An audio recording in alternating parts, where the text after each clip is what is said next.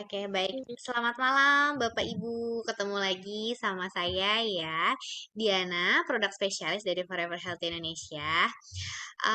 Seperti biasa, Bapak Ibu, ya, hari ini kita akan membahas mengenai masalah kesehatan, yaitu mengenai penyakit jantung, ya.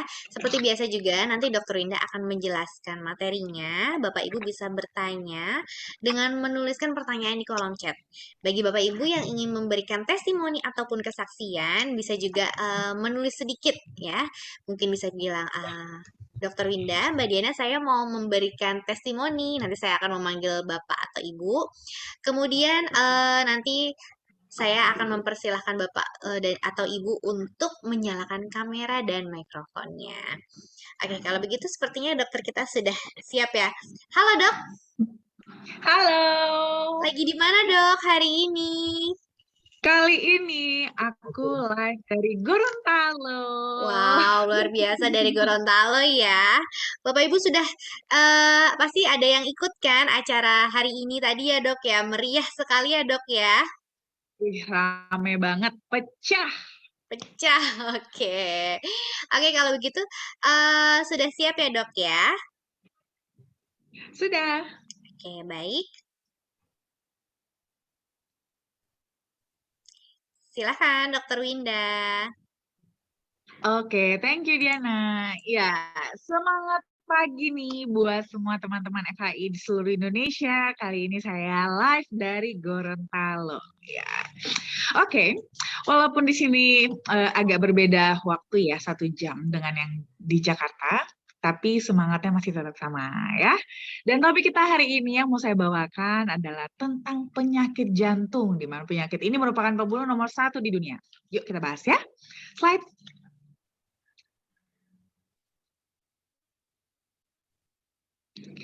Nah, biasanya pasti teman-teman udah saya rasa mungkin mengenal ya 1 atau 2 orang yang dengan penyakit jantung ya, atau biasanya lebih sering itu kita sebutnya penyakit jantung koroner. Sebenarnya itu apa sih penyakit jantung koroner? Jadi yang dikatakan penyakit jantung koroner itu adalah adanya penyumbatan atau penyempitan pada pembuluh darah koroner di jantung kita. Tapi penyumbatan atau penyempitan ini diakibatkan karena adanya kerusakan dari lapisan dinding pembuluh darah yang selanjutnya itu diikuti oleh penebalan dan juga kekakuan pembuluh darah tersebut, atau kita biasanya sebutnya dengan aterosklerosis atau plak gitu ya. Jadi memang sudah terjadi kerusakan pada pembuluh darahnya ya. Lalu akhirnya mulai menebal dan menjadi mengkaku, akibatnya lebih mudah ada kejadian penyumbatan ataupun penyempitan pada pembuluh darah. Slide.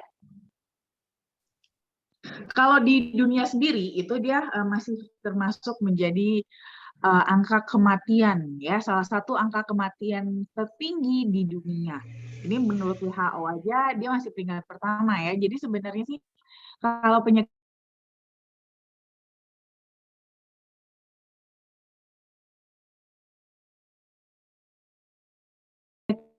jantung tuh dia masih beda lokasi aja. Stroke itu dia yang di otak. Jadi mereka sama-sama salip-salipan ya, peringkat 1, peringkat 2, ganti-gantian aja tiap tahun.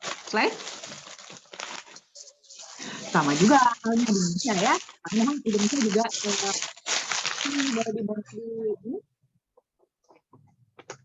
ya, jadi kalau untuk di Indonesia juga sebenarnya nggak beda jauh, karena kan Indonesia sendiri juga kan memberikan kontribusi, termasuk salah satu ini yang terbesar ya, salah satu negara dengan penduduk terbanyak di dunia, sehingga juga memberikan kontribusi terhadap statistik angka kematian di dunia tadi. Nah, kalau di Indonesia juga sama.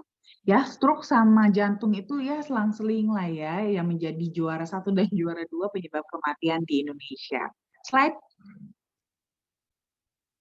Untuk jenisnya sendiri sebenarnya penyakit jantung itu tuh nggak cuma ada 1 jenis, gitu ya, tapi sebenarnya ada 2 jenisnya. Slide. Nah, yang biasanya kita paling sering itu sebenarnya dua-duanya sama-sama sering sih. Nah, tapi cuman ibaratnya nih yang pertama itu dia masih ada gejala-gejala awal, atau biasanya tuh bentuknya itu berupa nyeri-nyeri dada. Biasanya itu kita sebut sebagai angina pectoris. Nah, angina pectoris ini itu dia masih kondisinya itu ada terjadi penyempitan otot jantung. Jadi baru menyempit aja. Nah, biasanya teman-teman yang udah mulai ngerasa aduh nyeri-nyeri apa nih, nyeri-nyeri dada gitu ya. Lalu cek ke dokter, oh ternyata sudah ada penyempitan sekian persen. Itu namanya masuk dalam kategori angina pectoris. Lalu nanti akan dianjurkan untuk pasang ring, biasanya seperti itu kan. Itulah yang kita sebut dengan angina pectoris. Tapi ada juga jenis yang satu lagi, ini yang kondisinya lebih berat, yaitu biasanya kita sebut dengan serangan jantung. Nah, serangan jantung itu yang biasanya sampai kita lihat ya, biasanya orangnya itu sampai pingsan, ya kan? Ini disebutnya sudah infark miokard, di mana di sini sudah sampai terjadi kematian sebagian sel otot jantung sehingga tidak bisa lagi memompa. Slide.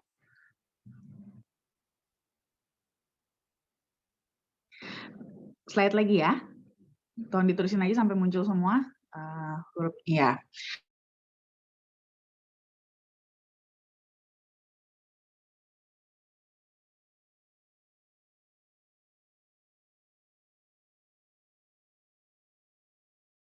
Nah, tapi sebenarnya kalau itu kita balik lah ya. Itu tuh kita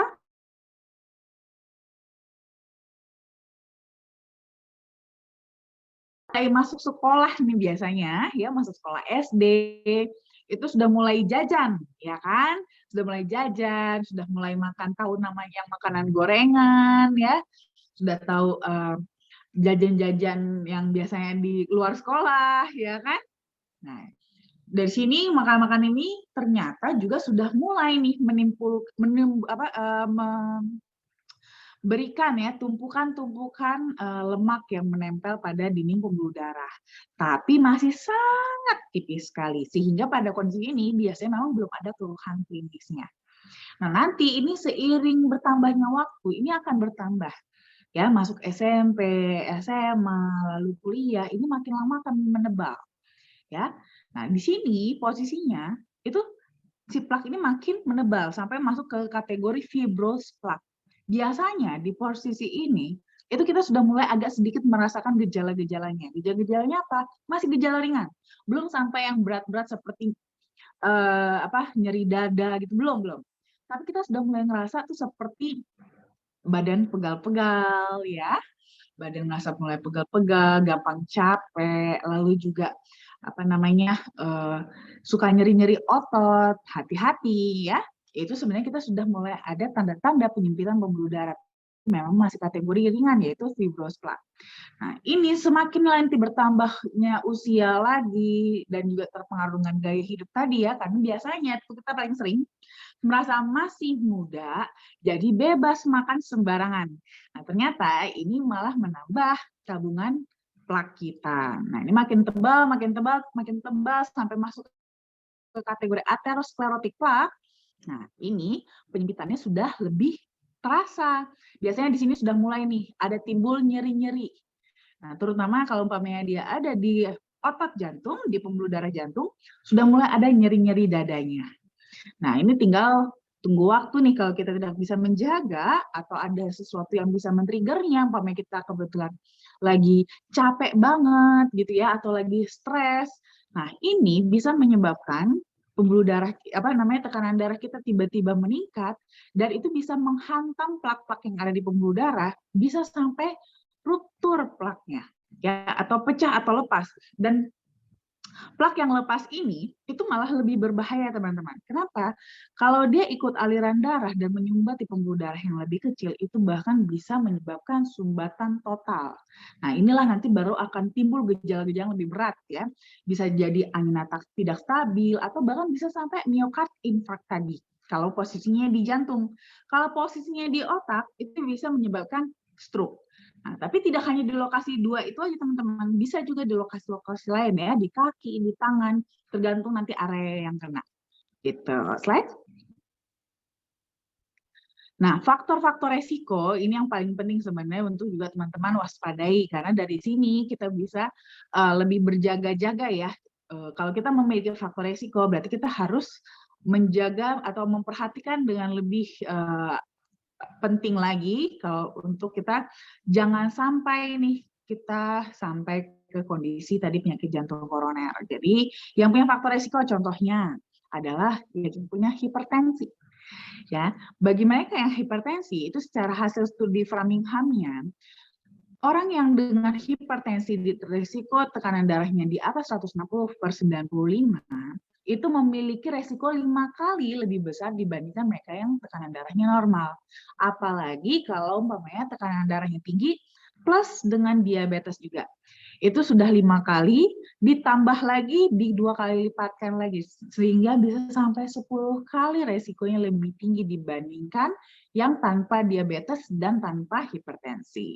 Ya, belum lagi kalau seandainya nih, buat teman-teman yang suka kolesterolnya tinggi. Nah, kolesterol tinggi juga bisa beresiko juga ya untuk membuat kita jadi berpotensi untuk terkena penyakit jantung koroner. Kenapa? Karena LDL atau kolesterol jahat itu sifatnya adalah membentuk plak di dalam pembuluh darah kita. Nah, kalau LDL atau kolesterol jahat ini teroksidasi, dia akan cenderung untuk menempel. Salah satunya menempel pada dinding pembuluh darah. Nah, ini harus diimbangi dengan yang namanya HDL atau biasa kita sebutnya dengan kolesterol baik.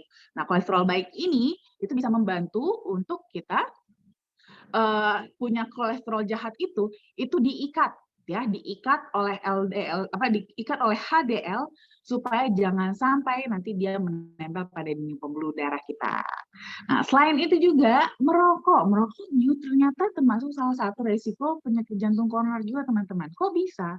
Sebenarnya sih bukan rokoknya ya yang akan membuat penyakit jantung koroner, tapi dengan merokok itu sifatnya dia bisa merusak HDL atau kolesterol baik di dalam tubuh kita. Sedangkan kita tahu tadi ya, HDL atau kolesterol baik itu punya peran untuk menjaga atau mengikat LDL atau kolesterol jahat supaya nggak sampai menempel di dinding pembuluh darah. Nah, kalau seandainya HDL-nya kurang, otomatis nggak ada yang jagain LDL, sehingga LDL kita jadi lebih gampang untuk menempel di pembuluh darah dan membentuk plak, akhirnya pembuluh darah kita jadi sempit, ya. Nah, terus juga tentunya yang punya resiko untuk kena penyakit jantung koroner ini tentunya adalah penyakit yang merupakan ibu dari segala penyakit, yaitu diabetes mellitus ya. Seperti tadi, kalau kita punya diabetes itu resikonya 2 kali lipat lebih tinggi untuk terkena penyakit jantung koroner dibandingkan yang tidak diabetes. Belum lagi nih ditambah nih kalau pada pria itu dia resikonya 2 kali lipat, dan wanita itu malah resikonya lebih tinggi, bisa sampai 3 kali terkena penyakit jantung koroner kalau seandainya terkena diabetes juga. Slide.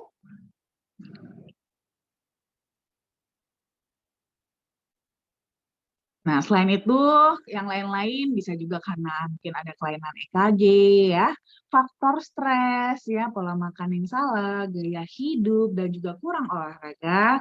Ini juga nanti bisa juga ya mengarahkan kita yang akhirnya ujung-ujungnya sama juga, bisa menyebabkan penyakit jantung koroner. Slide.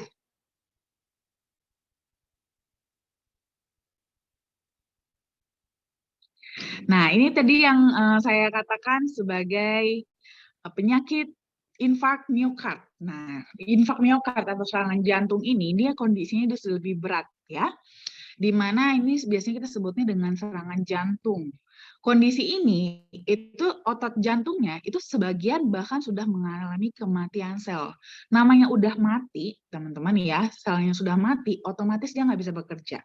Dimana padahal jantung itu semua 100% isinya otot.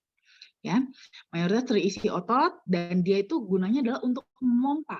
Kalau ada bagian yang tidak bisa memompa, otomatis kekuatan pompanya pasti akan menurun sekali. Dan ini bisa berbahaya ya karena akan berhubungan ke seluruh bagian tubuh. Nah, inilah kalau seandainya terjadi infark miokard ya, itu terjadi kematian sebagian otot jantung karena pasokan darah tidak bisa sampai ke area jantung tersebut. Gitu ya.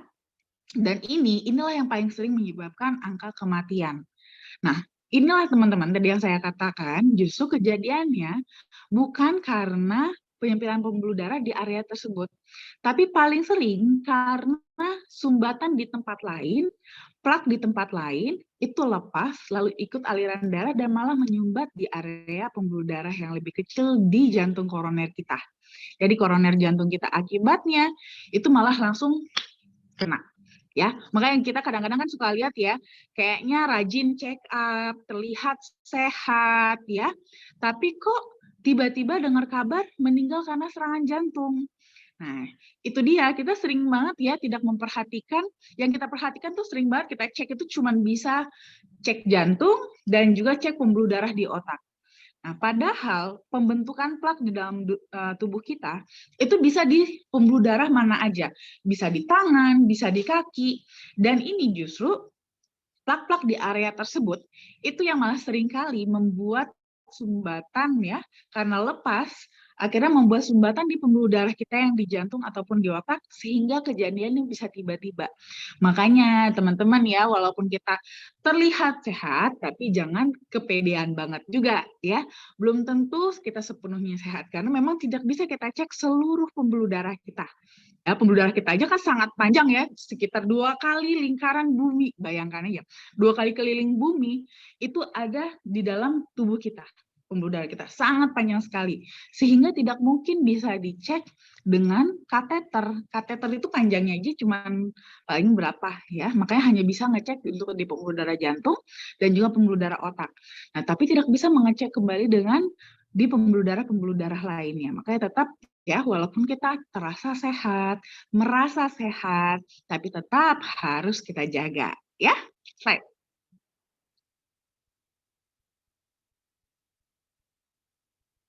Nah, ini dia gejala-gejalanya nih, buat teman-teman perhatikan, karena sering banget sebenarnya serangan jantung ini, gejalanya itu malah mirip seperti MAH atau GERD biasanya. Nah, kalau serangan jantung itu cara membedakannya ya, biar karena posisinya tuh sebenarnya secara posisi, lokasi itu hampir sama ya. Bisa di area sekitar tulang dada, biasanya agak ke belakang tulang dada. Nah, kalau kita GERD buat teman-teman yang punya MAH itu mirip juga posisinya ya, biasanya bisa area sana. Gitu. Nah, selain itu juga yang bisa dirasakan juga itu dia rasanya, sensasi rasanya itu, dia itu tidak hanya terasa panas, tapi bisa juga terasa seperti ditusuk-tusuk, diiris-iris, bahkan bisa terasa seperti ditimpa beban berat. Itu rasanya kayak berat sekali. Nah, cuman kalau memang sih rasanya kalau rasa yang seperti panas terbakar, itu bisa kita bisa menjadi salah diagnosa ya dengan tadi apa sih namanya? GERD gitu ya. Nah, lalu ini dia yang paling khas dari gejala serangan jantung yang tidak bisa kita samakan dengan GERD tadi, yaitu adanya penjalaran. Jadi kalau untuk gejala serangan jantung, biasanya nggak hanya di dada saja, tapi dari dada dia menjalar ke leher, bisa menjalar sampai ke rahang bawah, bisa ke bahu, bisa tembus sampai ke punggung di belakang, kadang-kadang bisa sampai ke pergelangan sampai dengan jari-jari tangan juga bisa, ataupun turun ke ulu hati. Nah, kalau kita yang GERD ya, yang MAH, itu rasanya hanya lokal aja, di dada hanya di titik itu. Nah, tapi kalau ada penjalaran, itu sangat khas sekali kepada gejala serangan jantung. Lalu selain itu juga biasanya disertai juga dengan gejala penyerta lain ya. Ada rasa sukar menghirup atau terjadi sesak nafas, keringat dingin, dan juga pucat. Slide.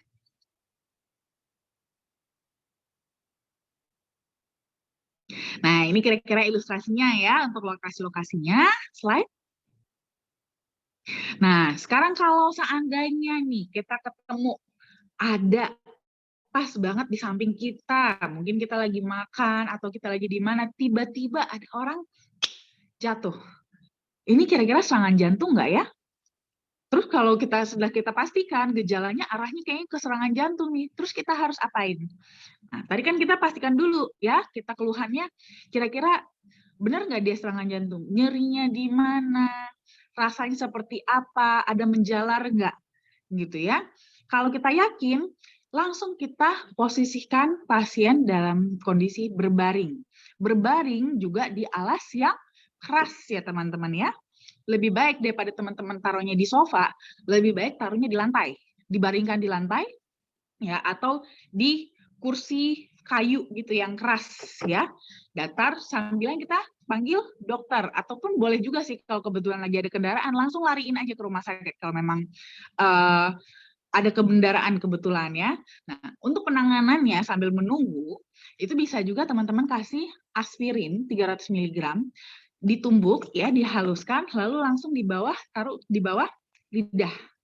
Nah, kalau bisa lagi, lebih bagus lagi, teman-teman kalau memang bisa, itu lebih bagus kalau bisa menggunakan atau melakukan tindakan CPR atau cardiopulmonary resuscitation. Itu seperti resusitasi ya, resusitasi jantung paru. Udah pada tahu nggak? Nah, harus cari tahu ya gimana cara melakukannya, karena ini penting banget untuk menyelamatkan orang-orang yang terkena serangan jantung. Karena angka kematian tertinggi justru adalah di saat-saat ini. Semakin lambat kita memberikan pertolongan pertama, maka akan semakin kecil kemungkinan pasien selamat. Slide. Nah, ini dia ya. Kita kalau CPR itu seperti apa sih? Nah, ini tuh dia memang suatu langkah penyelamatan jiwa yang tujuannya adalah untuk mengalirkan darah dan oksigen ke seluruh tubuhnya, di mana biasanya kalau kondisi tadi ya saat serangan jantung, itu pasien itu tidak bernapas dan juga detak jantungnya berhenti.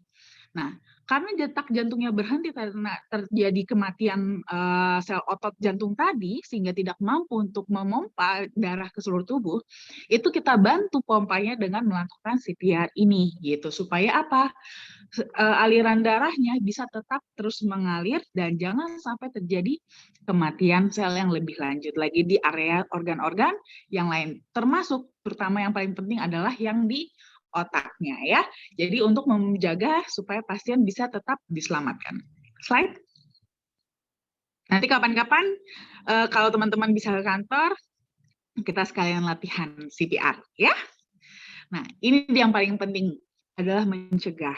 Kalau bisa kita cegah ya dengan cara apa? Baik merubah gaya hidup maupun dengan melakukan diet. Nah, buat teman-teman yang mungkin kelebihan berat badan kalau bisa diturunkan, yang biasa merokok kalau bisa berhenti merokoknya, mulai olahraga teratur dan juga kelola stres. Nanti untuk makanannya lebih banyakin lagi nih buah dan sayurnya. Lalu kurangin garam, kurangin kolesterol yang dengan lemak jenuh, dan juga kurangi alkohol. Slide. Nah, memperkenalkan Cocoa Flavanol dan Flavanol DTM with L-arginine, di mana Cocoa Flavanol ini diambil dari ekstrak biji kakao yang mengandung 80% kakao flavanol alaminya. Slide. Flavanol sendiri dia merupakan salah satu dari 6 kategori flavonoid yang merupakan subkelas dari polifenol. Nah, kandungan flavanol tinggi ini pada kokoa itu sudah terbukti secara klinis bermanfaat untuk fungsi kardiovaskular kita. Jadi kalau kita mengkonsumsinya dalam jangka pendek, itu akan terjadi dilatasi pembuluh darah atau pelebaran pembuluh darah kita sehingga aliran darah bisa lebih lancar. Tapi kalau kita rutin mengkonsumsinya, kita juga akan mendapatkan manfaat jangka panjangnya, yaitu manfaatnya sebagai antioksidan.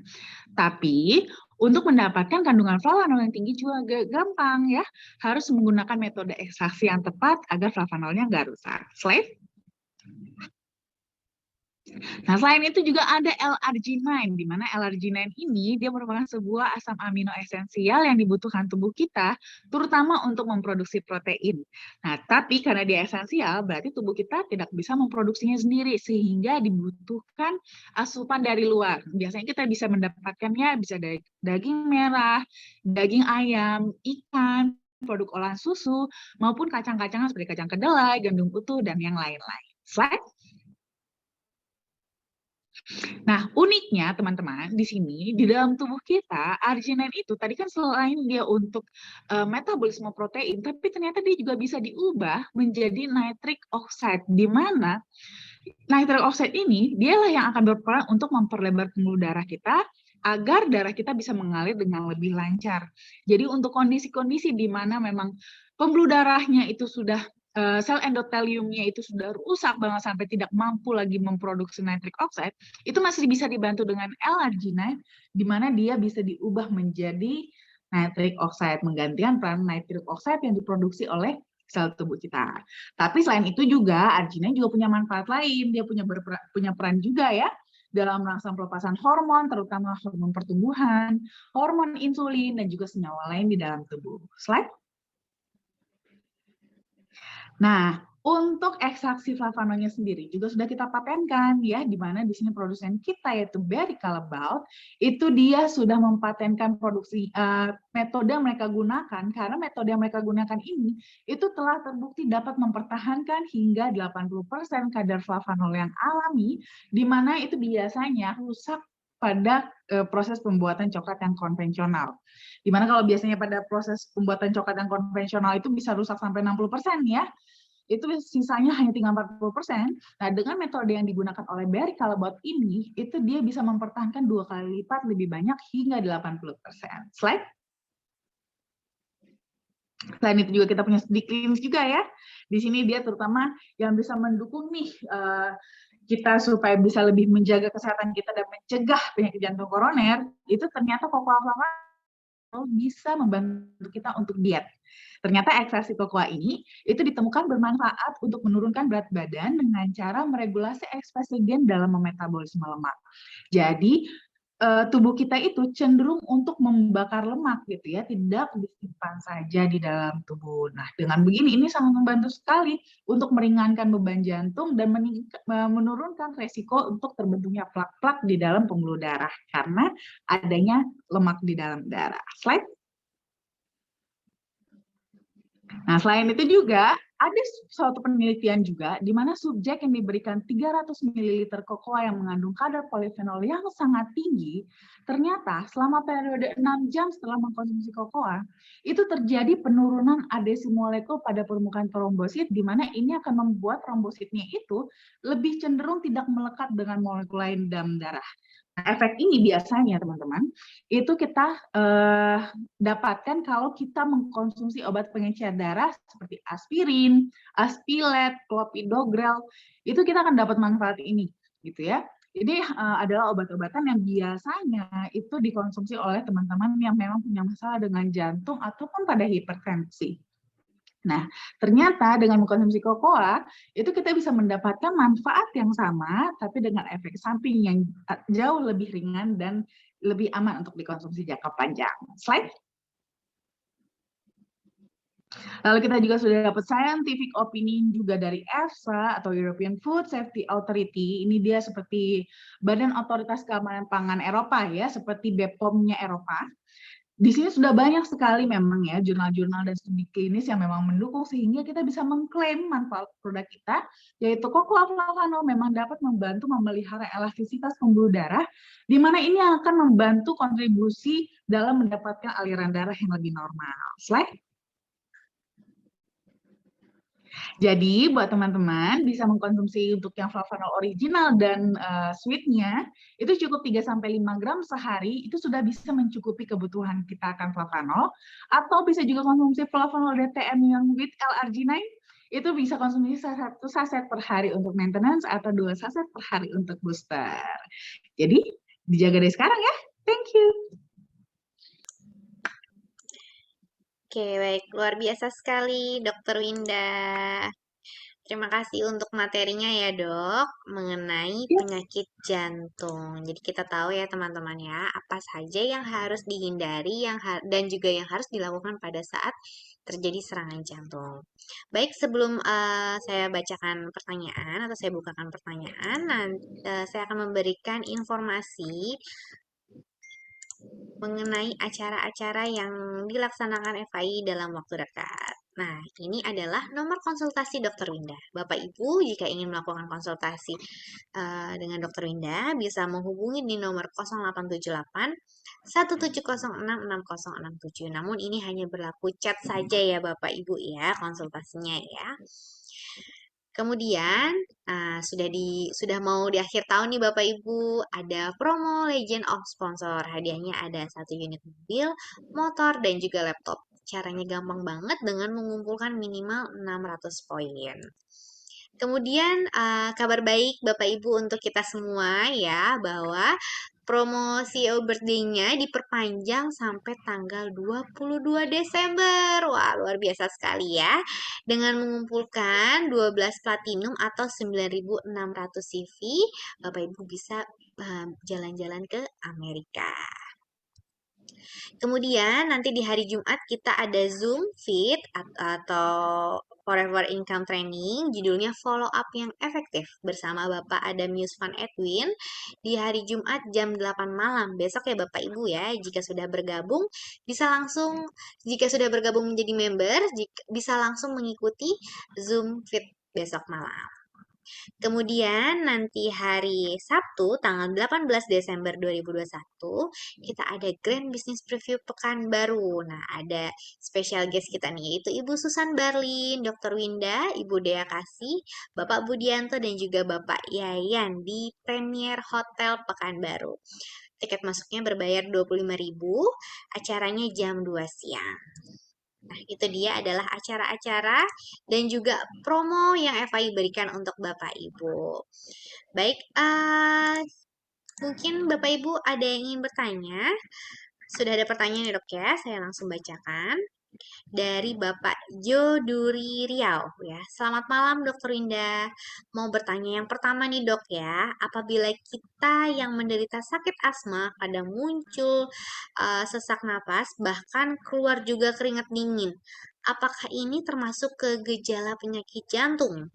Kemudian yang kedua, apa yang menyebabkan terjadinya pembengkakan pada jantung? Iya, pertanyaan yang bagus. Nah, jadi sebenarnya ini untuk yang pertanyaan yang pertama dulu ya.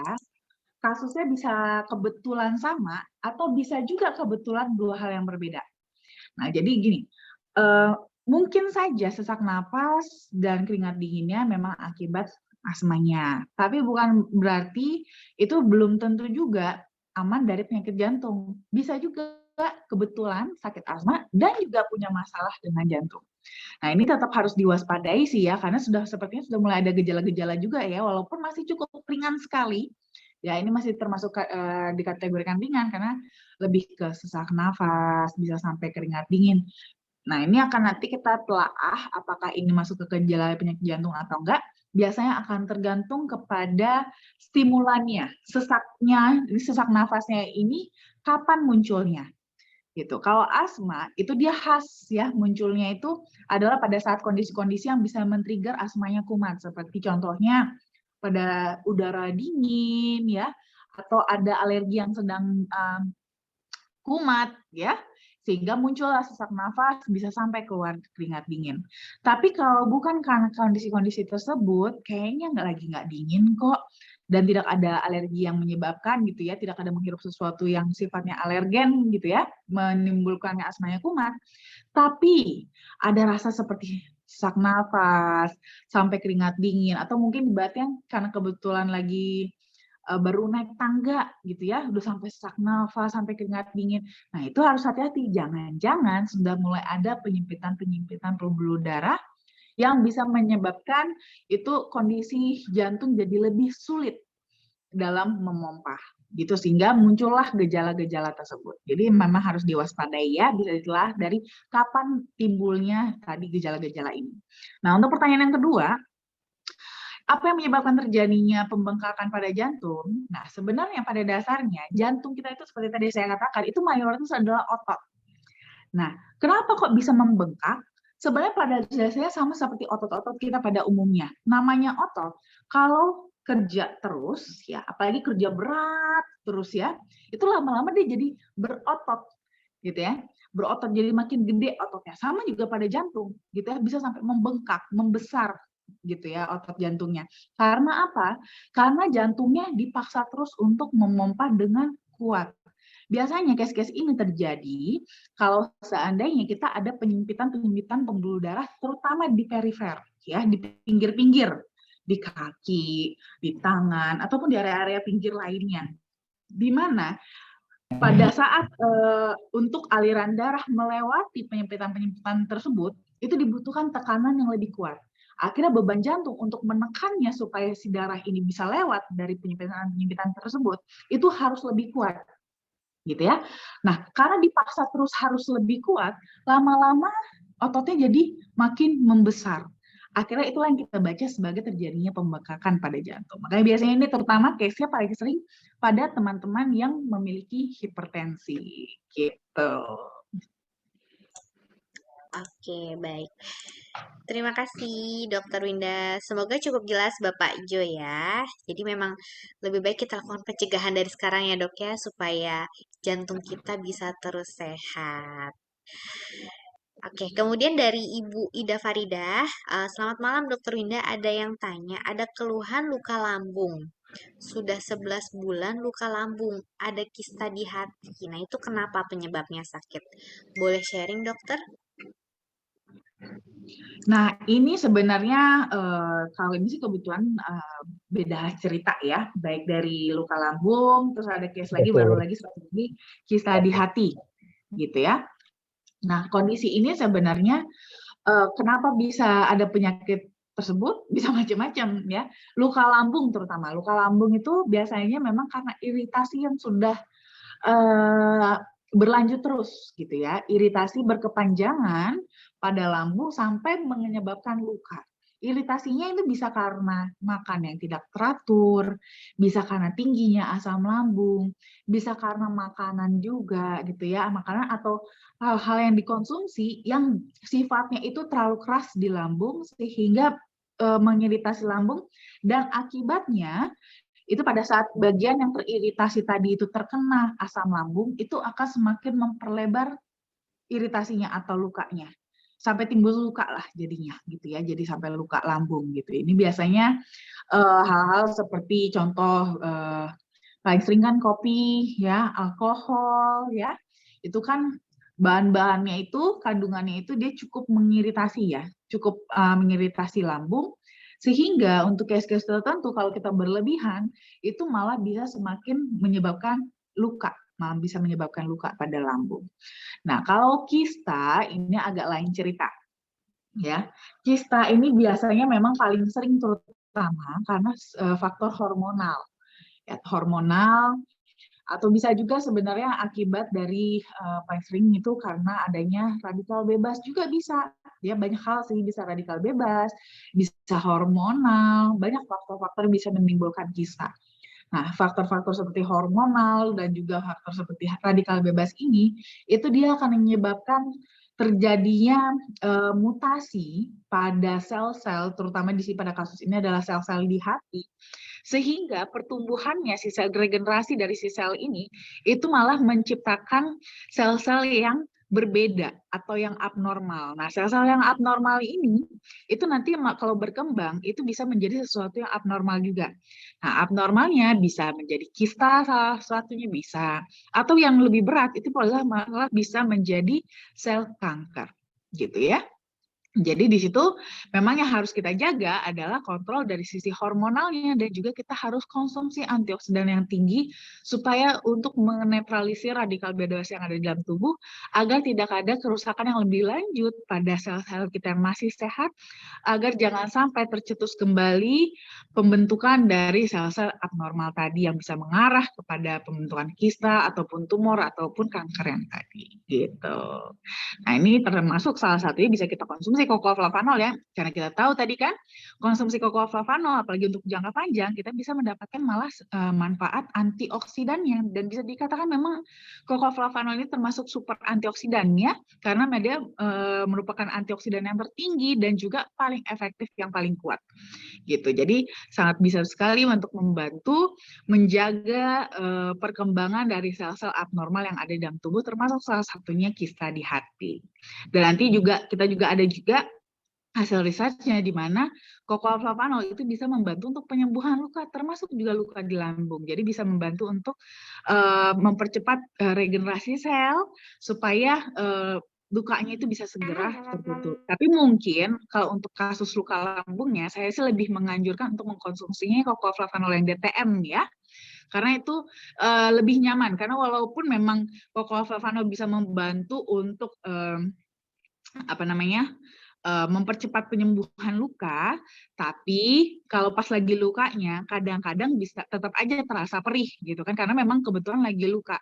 Nah, itu bisa kita konsumsi nanti dengan kokooflavanol yang DTM supaya tidak perlu melewati lambung, tapi bisa tetap efektif untuk merangsang regenerasi sel di lambung untuk menutup lukanya tersebut gitu. Jadi bisa lebih nyaman tapi manfaatnya tetap bisa didapatkan ya. Oke, baik. Terima kasih, Dokter Winda. Berarti bisa konsumsi yang DTM ya, Dok ya, untuk memang Ya, ada masalah lambung. Nah, ini mungkin sedikit pesan juga untuk Bapak Ibu, jika memang sudah ada masalah lambung, mungkin mah GERD ya, Dok ya, bener ya? Atau ya, gastritis. Nah, itu bisa konsumsinya yang DTM ya. Oke, baik. Kemudian dari Bapak Jo, terima kasih Dokter Winda. Sampai jumpa di Premier Hotel Pekanbaru. sampai jumpa Bapak Jo. Oke, kemudian dari Ibu Selma Maisara. Selamat malam, dokter. Saya Selma Maisara dari Sibolga. Ya, saya mau tanya dok, kalau sakit gula yang udah disuntik insulin, cara aturan minum flavanolnya bagaimana? Ya, kalau yang sudah disuntik insulin itu sebenarnya saya lebih menganjurkan dosisnya agak sedikit lebih tinggi ya. Mulai dari 15 gram. Ini patokannya untuk yang flavanol original ya. Itu dia dianjurkan sih 15 gram. Mulai dari 15 gram nanti bisa ditingkatkan secara bertahap bila diperlukan. Atau boleh juga mengkonsumsi yang cocoa flavanol DTM itu 2 saset per hari. Nah, di sini nanti itu akan membantu untuk lebih mengontrol sensitivitas terhadap insulinnya agar nanti proses perpindahan gulanya dari dalam darah ke dalam sel itu bisa lebih efektif. Sehingga nanti secara bertahap gula darahnya itu bisa lebih terkontrol ya, tidak tinggi ya, bisa tetap tetap dalam batas yang normal ya, nanti nanti tetap akan dievaluasi juga sampai nanti diharapkan target utamanya adalah itu bisa semakin membuat pembuluh darahnya semakin baik sehingga tidak begitu bergantung lagi terhadap obat-obatan. Tapi tetap ini butuh proses ya Bu Syalma ya, tidak bisa instan. Jadi bertahap ya. Untuk sementara nanti akan tetap dikonsumsi bersamaan juga ya, tetap dipakai insulinnya. Nanti akan dievaluasi. Kan biasanya kan kalau diabetes kan akan kontrol terus ke dokter kan sebulan sekali atau 2 bulan sekali atau 3 bulan sekali. Nah, nanti dari evaluasi dari dokter itu lah nanti yang akan menentukan apakah dosis obatnya boleh diturunkan atau masih belum. Nah, nanti kalau sudah lebih stabil, nanti pasti dokter sendiri kok yang akan mengurangi dosisnya. Ya, tapi jangan dikurangin sendiri ya. Oke, baik. Terima kasih, Dokter Winda. Oke, baik. Jadi memang kokoa ini juga bermanfaat ya, Dok. Konsumsinya yang DTM original atau yang sweet, Dok? Kalau untuk yang diabetes. Kalau diabetes sih saya sih lebih menganjurkan sebenarnya yang original, itu mulai dari 15 gram kan tadi ya, atau boleh juga yang DTM-nya 2 saset per hari. Oke, jadi boleh dikonsumsi keduanya ya, Dok ya. Tidak masalah. Boleh, boleh. Oke, baik. Kemudian dari Bapak Rafki Andri, selamat malam dokter, mau tanya, apakah terlalu over dalam berolahraga itu memang dapat memicu serangan jantung, dok? Karena ada teman saya yang tiba-tiba habis olahraga futsal gitu sesak nafas, pegang dada kiri, terus jatuh. Tapi untung masih bisa langsung ditangani gitu, dok. Terima kasih. Nah, ini dia. Bagus sekali pertanyaannya ya. Ini juga termasuk tadi ya juga ada pertanyaan waktu saya acara yang di Gorontalo tadi. Nah, jadi ini yang sering sekali teman-teman yang suka berolahraga justru malah mengabaikan ya. Biasanya ini sering kejadian buat yang suka olahraga, terus juga para atlet kita juga ya sering sekali juga atau teman-teman yang biasanya suka nge-gym ya. Itu kadang-kadang memang fokusnya adalah pada saat berolahraga itu merasa nutrisi yang paling diperlukan kalau orang yang untuk rajin berolahraga itu sering banget selalu bilangnya apa sih? Protein, ya kan? Protein yes, memang diperlukan untuk nanti metabolisme otot kita, metabolisme energi. Tapi teman-teman sering sekali lupa kalau teman-teman setiap nanti metabolisme itu semakin banyak energi yang dihasilkan, semakin tinggi metabolisme tubuh, maka akan semakin banyak juga sampah yang dihasilkan. Sampahnya apa? Itu adalah radikal bebas. Nah, radikal bebas ini adalah sisa dari metabolisme untuk tadi teman-teman pakai untuk berolahraga. Nah, Untuk radikal bebas ini, inilah nanti yang akan menyebabkan masalah. Nah, sering sekali radikal bebas ini justru malah akan merusak sel-sel pembuluh darah kita, terutama ya di area-area tubuh, di tangan, seperti yang saya katakan ya, di tangan. Apalagi kan sering kan biasanya kan olahraga ya, kaki, ya kan, di otot-otot besar kita, gitu kan. Nah, di sini itu malah akan mengakibatkan hasil-hasilnya radikal bebasnya malah makin tinggi dan itu mulai merusak sel-sel termasuk juga sel pembuluh darah di area tersebut. Akibatnya sudah mulailah di sana terbentuk plak-plak pembuluh darah. Nah, pada saat berolahraga tekanan darah kan akan meningkat, ya. Tekanan darah akan meningkat. Ini malah bisa beresiko tekanan darah tersebut yang meningkat itu malah akan beresiko untuk malah semakin menghantam plak-plak yang ada di area-area lain seperti tadi di tangan atau di kaki, ya, sampai plaknya malah bisa resikonya lepas. Pada saat plaknya lepas, itu akan ikut aliran darah melewati jantung juga. Resikonya kalau seandainya plak tersebut malah dipompa masuk ke pembuluh darah koroner jantung. Dan di sana itu bisa nyangkut di pembuluh darah yang kecil. Akibatnya apa? Salurannya tertutup dan itulah malah bisa terpicu serangan jantung tadi. Seperti yang saya katakan, infark miokard. Nah, itu sebenarnya sering sekali terjadi pada kasus-kasus teman-teman yang suka berolahraga, tapi mengabaikan konsumsi antioksidan. Nah, jadi nih buat teman-teman, justru itu wajib ya. Semakin tinggi aktivitas kita, baik kita bekerja dari sisi pekerjaan ataupun dari sisi kita olahraga, jangan diabaikan untuk konsumsi antioksidannya karena itu membantu kita untuk mengcover efek samping dari metabolisme yang dilakukan tubuh. Itu dia, ya. Oke, baik. Terima kasih, Dokter Winda. Namun, antioksidan ini tidak hanya bermanfaat untuk jantung ya, Dok ya. Untuk fungsi sel-sel di tubuh kita, termasuk mata itu juga bisa ya, Dok ya. Oke, baik. Bisa untuk semuanya pada dasarnya. Oke, baik. Jadi jangan sampai lupa konsumsi antioksidan ya. Kemudian dari Ibu Bunga ya, selamat malam Dokter Indah. 7 tahun yang lalu saya kena tiroid dok. Nah, reaksinya berdampak ke bola mata yang menonjol keluar, tremor, dan jantung berdebar. Berat badan juga terus naik. Umumnya turun ya dok ya. Saya berobat hampir 4 tahun dan 3 tahun terakhir sudah bebas dari obat-obatan. Nah, bola matanya sudah mulai berangsur normal, tapi saya jadi kena asma, dok. Nafasnya sering bunyi dan irama jantung jadi nggak normal. Apakah coklat flavanol ini bisa memperbaiki atau menormalkan kembali kondisi saya seperti sebelum sakit? Iya. Nah, ini memang bisa menjadi salah satu efek samping ya, efek samping atau gejala sisa akibat dari hipertiroid ibu. Nah, kalau dari flavanol bisa saja memang memperbaiki atau menormalkan kembali ke seperti saat ibu sebelum sakit hipertiroid. Tapi memang ini butuh waktu ya. Karena kan memang kan ibu sudah mengalaminya selama 7 tahun. Tentu tidak cepat ya, prosesnya pasti ada. Nah, jadi yang penting dibutuhkan kesabaran dan dosis yang tepat supaya proses itu bisa efektif. Nah, nanti Ibu boleh mencoba Cocoa Flavanol mulai dari 10 gram setiap harinya. Nanti boleh disesuaikan kalau kira-kira dengan 10 gram ini kira-kira mungkin efeknya belum terlalu terasa untuk Ibu bisa ditingkatkan, disesuaikan dengan kebutuhan tubuh, ya.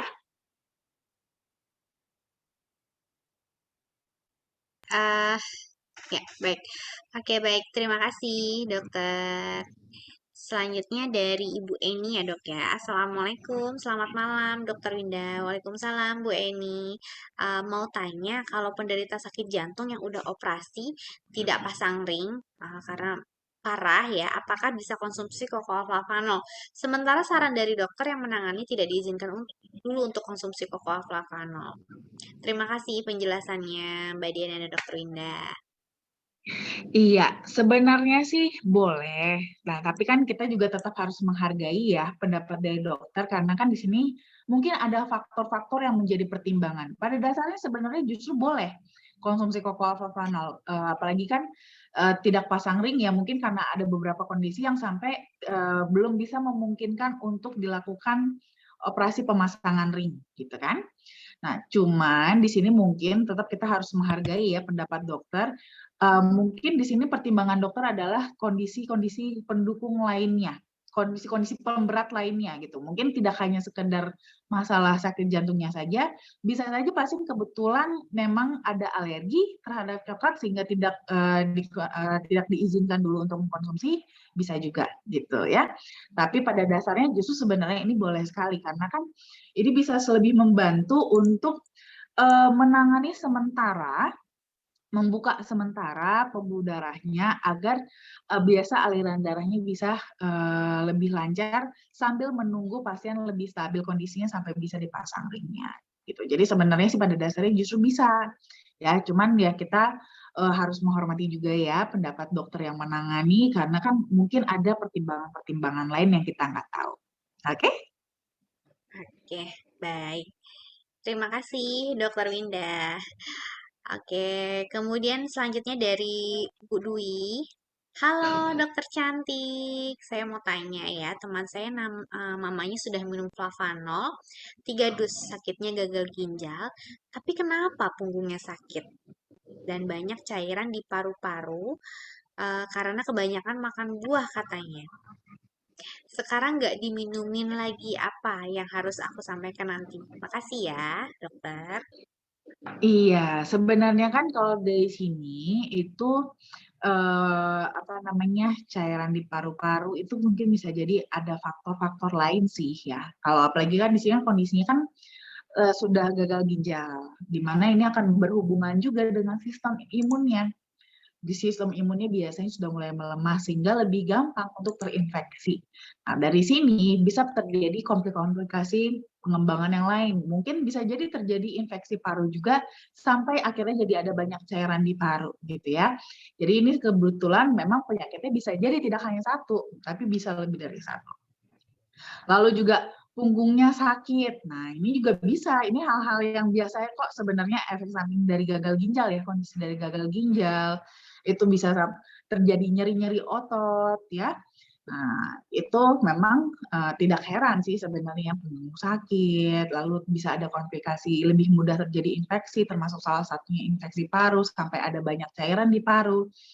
Nah, ini sebenarnya sih bukan karena kebanyakan makan buah, itu tidak ada korelasinya sih sebenarnya ya. Tapi memang karena efek samping dari si gagal ginjalnya sendiri. Jadi sebenarnya kalau untuk kasus seperti ini, malah sebenarnya sih kalau dari saya, itu malah menganjurkan untuk konsumsi Flavanol. Karena eh, Flavanol bisa lebih membantu untuk mengurangi beban pada ginjalnya, sehingga ini akan membantu juga untuk memberi waktu ginjal untuk memperbaiki diri supaya tidak semakin rusak. Selain itu juga, Flavanol juga bisa membantu juga untuk meningkatkan imunitasnya karena ada manfaat antioksidannya tadi itu. Sehingga bisa lebih menjaga sel-sel imunnya tidak gampang rusak oleh toksin-toksin yang tidak keluar akibat dari gagal ginjalnya gitu, sehingga bisa membantu juga untuk meminimalisir komplikasi yang lebih lanjut seperti tadi ya infeksi, lalu nyeri-nyeri otot ya dan yang lain-lainnya. Itu justru malah sebenarnya kalau bisa sih diteruskan, tapi memang tetap harus diperhatikan ya untuk konsumsi cairannya karena biasanya kalau pada gagal ginjal kan sudah dibatasi cairan. Jadi kalau bisa sih untuk kasus seperti ini diarahkannya itu lebih ke Flavanol yang DTM. Jadi supaya nggak perlu diencerin lagi gitu ya, tidak perlu diseduh, langsung minum aja. Jauh lebih aman dan jadi lebih efektif untuk kasus pada gagal ginjal seperti ini ya. Oke, oke, baik. Terima kasih, Dokter Winda. Jadi memang tidak masalah ya, Dok ya. Boleh dilanjutkan lagi flavanolnya atau konsumsi yang DTM ya. Karena memang pada pasien gagal ginjal kan ada batasan konsumsi cairan ya, Dok ya. Yes. Oke, baik. Pertanyaan sudah habis. Saya buka mungkin satu orang. Jika ada yang ingin bertanya, bisa langsung menyalakan kamera dan juga mikrofonnya. Mungkin Bapak Ibu ada yang ingin bertanya? Halo, Ya, halo Bapak Ibu. halo. Halo Bu Indah. Ya, Iya, selamat silakan Ibu. malam. Selamat malam, Dokter Winda. Selamat malam Ibu Indah.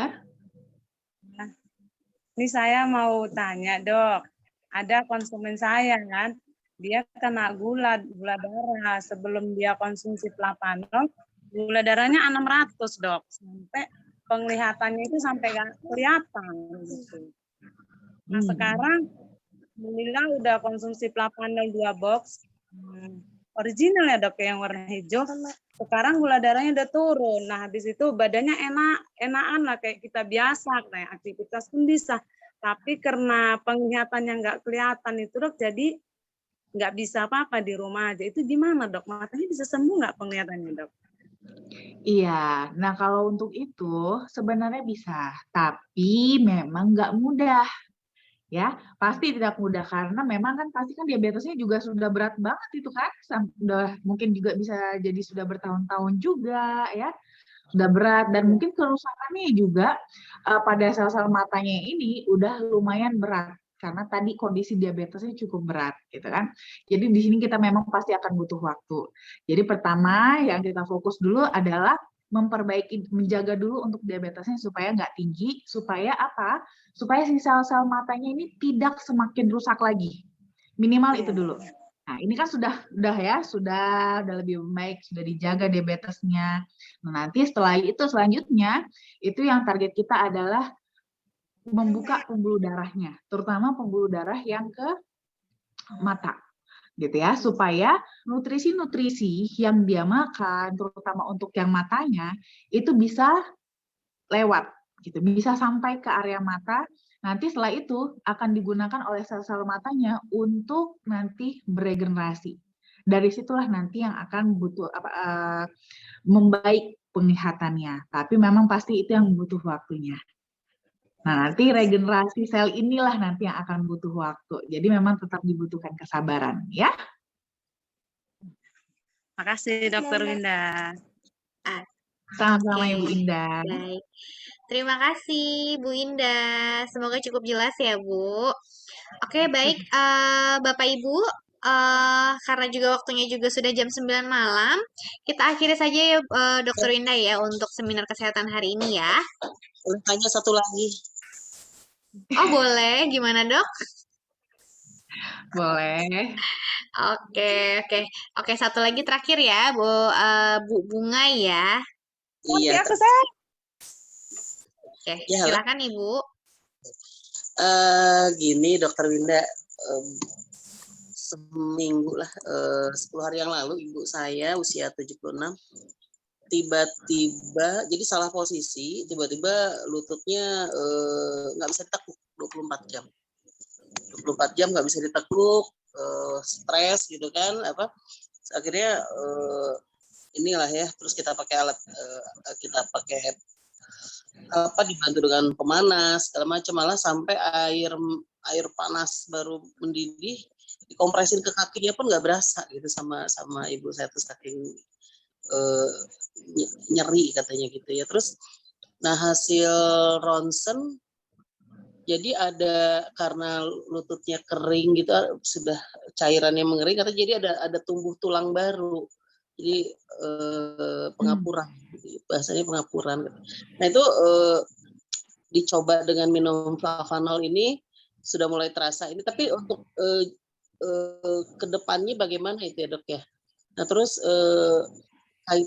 korelasi antara si coklat ini dengan kondisi orang yang ya kondisi ibu saya yang sudah pengapuran gitu kan, sudah usia itu, dan mungkin sarafnya juga udah, itu gimana ya dok ya?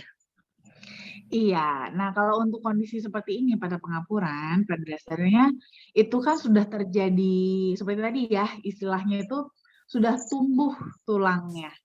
Nah tentunya Flavanol nggak mungkin bisa ngurangin tulangnya ya, yang sudah tumbuh ya memang sudah terlanjur tumbuh. Nah di sini yang akan kita strategikan adalah lebih ke produksi dari cairan sendinya lagi. Nah, supaya apa? Supaya walaupun terjadi tumbuh dari tulangnya tersebut, tapi tetap ada celah. Celahnya itu, celah antar sendi ini, antar tulang ini bisa tetap terjaga jaraknya. Dia akan terasa nyeri, bahkan tidak bisa bergerak karena dia sudah menempel. Karena celah yang karena cairan itu sebenarnya gunanya adalah untuk menciptakan celah, Bu. Supaya ada rongga. Sehingga pada saat ada rongga, ini tuh bisa saling bergerak. Makanya kita bisa bergerak karena ada space-nya, ada rongganya. Kalau cairannya nggak ada, seperti kasus tadi, ini tuh lama-lama tuh akhirnya nempel. Kalau nempel tuh jadi nggak bisa gerak. Itulah tadi bikin sampai tidak bisa ditekuk kondisinya. Nah, jadi di sini yang akan kita stimulasi itu adalah untuk produksi cairannya. Gitu. Dengan ada terproduksi cairan, ini akan diberi jarak. Kalau sudah ini terlebih diberikan jarak, ini bisa lebih bergerak dia. Bisa gerakannya bisa lebih bebas. Jadi nanti lebih ke sana nanti targetnya gitu. Tapi memang kalau bisa sih dikombinasi juga ya, dikombinasi juga dengan apa sih namanya? Konsumsi-konsumsi ya, nutrisi-nutrisi yang bisa membantu juga untuk pembentukan cairan sendi. Karena kan memang dari segi faktor usia juga kan sudah ada penurunan fungsi sel. Nanti kokoalfavanol akan membantu untuk si sel-selnya ini bisa lebih beregenerasi agar bisa kembali membentuk. Tapi kan untuk membentuk ini supaya dia bisa mandiri bentuk sendiri itu kan butuh waktu. Nah, sambilan boleh juga nanti ditambahkan dengan memang ada tambahan-tambahan untuk penambah cairan sendi supaya sementara dihandle dengan itu dulu gitu supaya pasien bisa lebih nyaman sampai nanti akhirnya bisa mandiri selnya sendiri yang memproduksi cairannya gitu. Ada yang menyarankan ya karena ibu saya masih ngerasa nyeri jadi disuntik, gimana dok kalau suntik gitu? Iya, biasanya kalau supaya untuk directnya itu bisa dilakukan dengan suntik. Nah, biasanya suntik sendi gitu ya, untuk diberikan cairannya langsung ke dalam gitu, ke dalam persendian. Itu nggak apa-apa, itu bisa dilakukan sementara sambil kita perbaiki sel-selnya supaya nantinya itu bisa mandiri dalam memproduksi cairan sendiri, jadi nggak perlu lagi disuntik gitu. Tapi untuk sementara boleh, nggak apa-apa, jadi kita kombinasikan antara obat-obatan dengan kokoalfavanol. Oke, makasih. Sama-sama Ibu Bunga. Oke, baik. Terima kasih, Dr. Winda. Oke, baik. Sudah waktunya juga sudah jam 9:04 ya, Dok ya. Saya akhiri saja ya, Dok ya, untuk seminar kesehatan malam hari ini. Kita ketemu lagi nanti di minggu depan dengan materi yang baru, dengan topik yang menarik tentunya ya, jika Bapak Ibu yang tinggal di daerah Jakarta dan sekitarnya nanti bisa datang ke kantor kami karena nanti kami akan mengadakan seminar kesehatan Dr. Winda secara offline hari Selasa jam 2 siang dan Zoom setiap hari Kamis jam 8 malam. Baik, kalau begitu saya akhiri. Saya Diana, saya undur diri. Terima kasih, selamat malam dan selamat beristirahat semuanya. Selamat malam semuanya. Selamat beristirahat. Jangan lupa minum Flavanol ya, biar tidurnya pulas. Iya. Terima kasih, Dokter. Oke, Diana, makasih. Terima kasih kembali Terima kasih semuanya. dokter. Terima kasih Diana. Terima kasih dokter. Beristirahat.